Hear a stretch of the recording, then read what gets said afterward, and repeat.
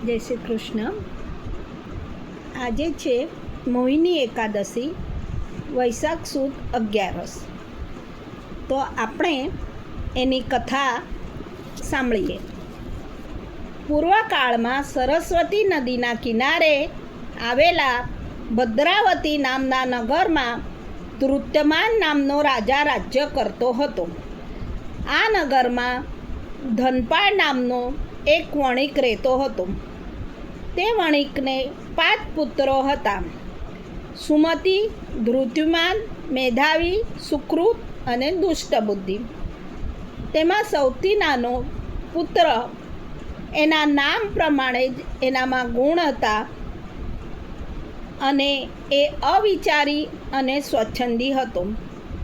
વળી તે ચારિત્રહીન અને વેશ્યાગમન કરવાવાળો પણ હતો, જેથી તેના માતા પિતા, ભાઈઓ અને સગા સંબંધીઓએ તેનો ત્યાગ કર્યો. આ પુત્ર પાસે જે કાંઈ હતું તે ધન પણ આમ જ ખર્ચાઈ ગયું. હવે તે ચોરીઓ કરીને પોતાના મોજશોખને સંતોષતો હતો. રાજ્યના સિપાહીઓએ તેને પકડીને નગર બહાર જંગલમાં મૂકી દીધો હતો.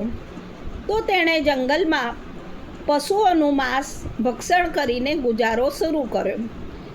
એક દિવસ અચાનક એક સરોવરમાં કાંડિષ્ય ઋષિ સ્નાન કરી રહ્યા બાદ પલળેલા કપડે પોતાના વસ્ત્રો નીચોવી રહ્યા હતા. આ દુષ્ટ બુદ્ધિ નામનો વણિક પુત્ર ત્યાં જ ઊભો હતો. ઋષિના વસ્ત્રોના છાંટા આ પુત્ર ઉપર પડ્યા, તેથી તેના તમામ પાપો બળી ગયા. તેમાં સદ્બુદ્ધિ આવી ગઈ. તે તો તરત ઋષિના ચરણે પડ્યો અને પોતાના દુઃખની વાત કરી. જવાબમાં ઋષિએ આ વણિક પુત્રને વૈશાખ સુદ 11નું વ્રત વિધિપૂર્વક કરવાનું કહ્યું, જેથી તેના સગળા પાપોનો નાશ થઈ જશે અને તે પુણ્યશાળી થઈ વૈકુંઠ ધામ જવાને યોગ્ય થશે. ઋષિના વચનો સાંભળીને આ વણિક પુત્રે વૈશાખ મહિનો આવતા વૈશાખ સુદ 11નું વ્રત વિધિપૂર્વક શરૂ કર્યું. પરિણામે તેના સર્વ પાપોનો નાશ થયો અને તેનામાં દિવ્ય તેજસ્વીતા તેમજ સદ્બુદ્ધિનો પ્રવેશ થયો. સમય જતાં તે ખૂબ જ ધનવાન થયો અને સંસ્કારી પત્ની તેમજ પુત્રવાન થયો અને ખૂબ જ લાંબુ આયુષ્ય ભોગવીને સ્વર્ગલોકમાં વાસ કરવાને ભાગ્યશાળી થઈ ગયો.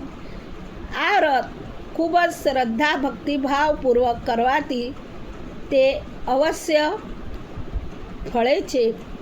તો વૈષ્ણવ, આ મોહિની એકાદશી આપ જરૂર કરશો.